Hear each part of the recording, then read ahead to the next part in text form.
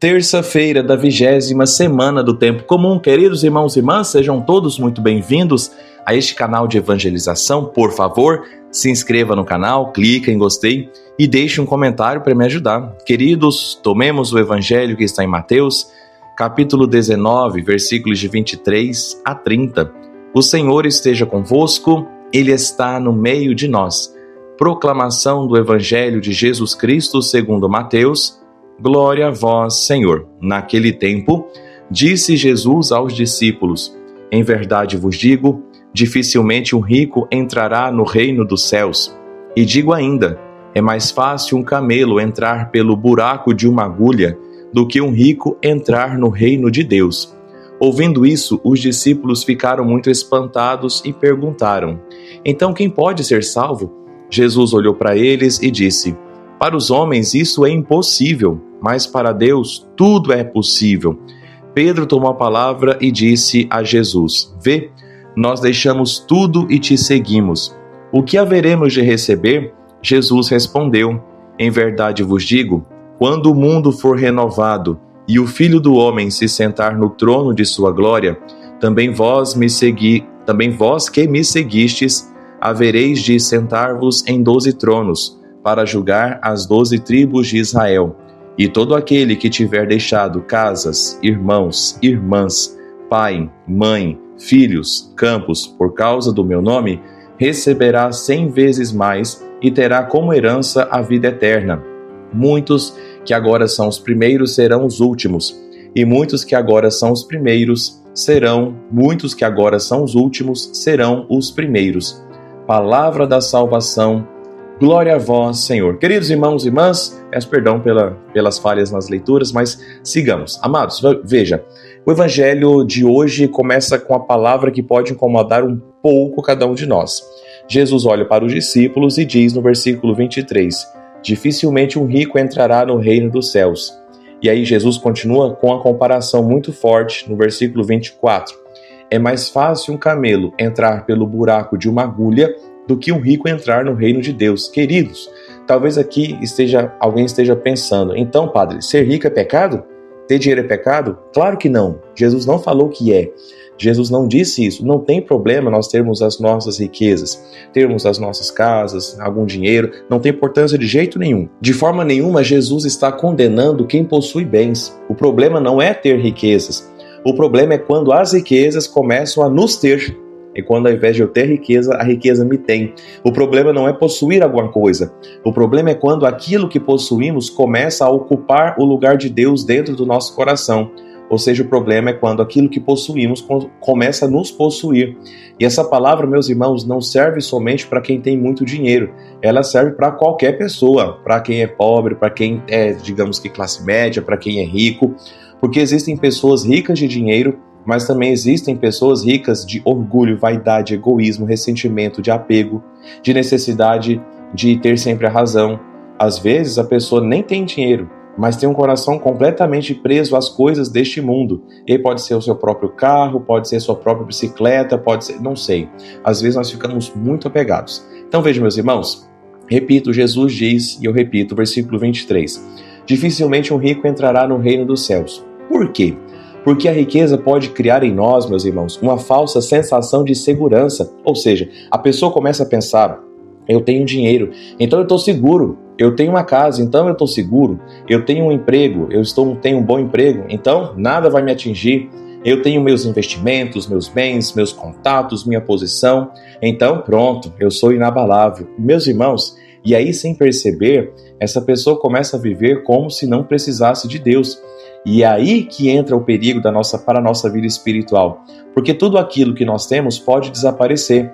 O dinheiro pode acabar, a saúde pode faltar, os bens podem ser perdidos, a sua beleza vai embora um dia também, você pode perder posições sociais, cargos, os seus planos podem dar errado, mas, meus irmãos, Deus permanece e Ele está com você. Então a pergunta é, quem ocupa o primeiro lugar na minha vida? Porque pode existir uma diferença enorme entre dizer eu tenho dinheiro e dizer meu dinheiro me possui. Existe uma diferença entre eu tenho uma casa e dizer minha casa é mais importante do que a minha família. Eu tenho o meu trabalho, mas o meu trabalho toma o lugar de Deus na minha casa, na minha existência, na minha vida. Entende, meus irmãos e minhas irmãs, que o problema não é ter, o problema é como eu me relaciono com aquilo que tenho. E aí, os discípulos escutam Jesus e ficam assustados e perguntam, no versículo 25, então quem pode ser salvo? É uma pergunta muito sincera. Por quê?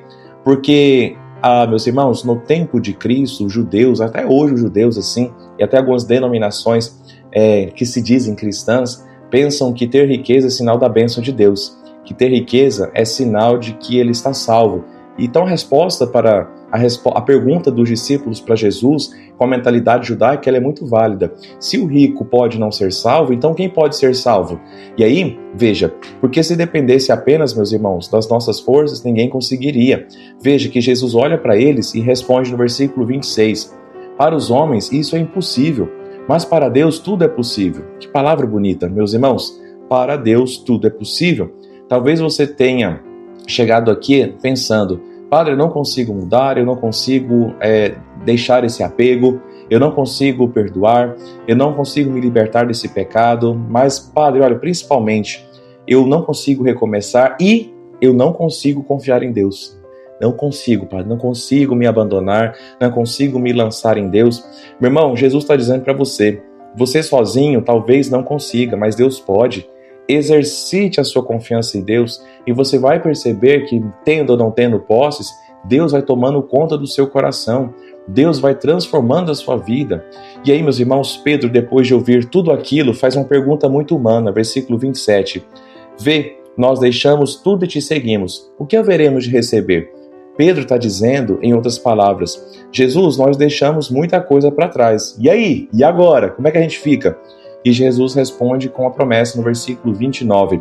Todo aquele que tiver deixado casas, irmãos, irmãs, pai, mãe, filhos, campos, por causa do meu nome, receberá 100 vezes mais e terá como herança a vida eterna. Meus irmãos, veja que bonito. Jesus não diz que seguir a Ele significa perder tudo.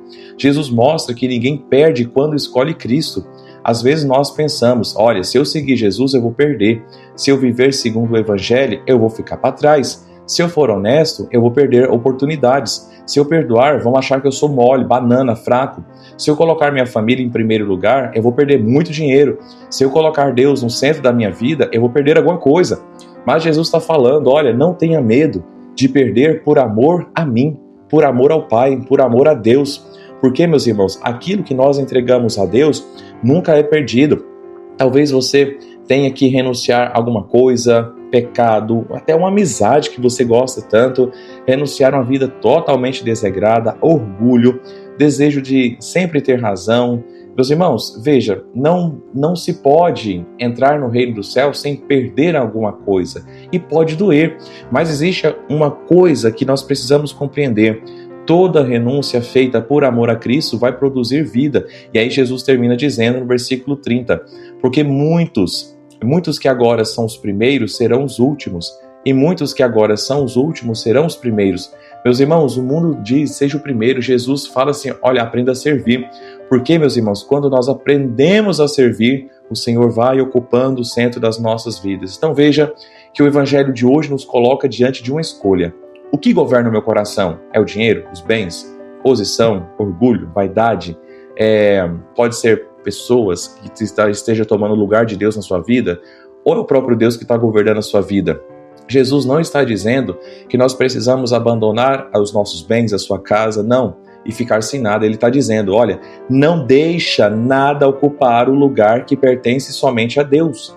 Não deixe, não permita. Você pode ter tudo e todo mundo, mas não permita que tudo e todo mundo seja o centro da sua história, seja o centro da sua vida, porque o centro precisa ser Deus.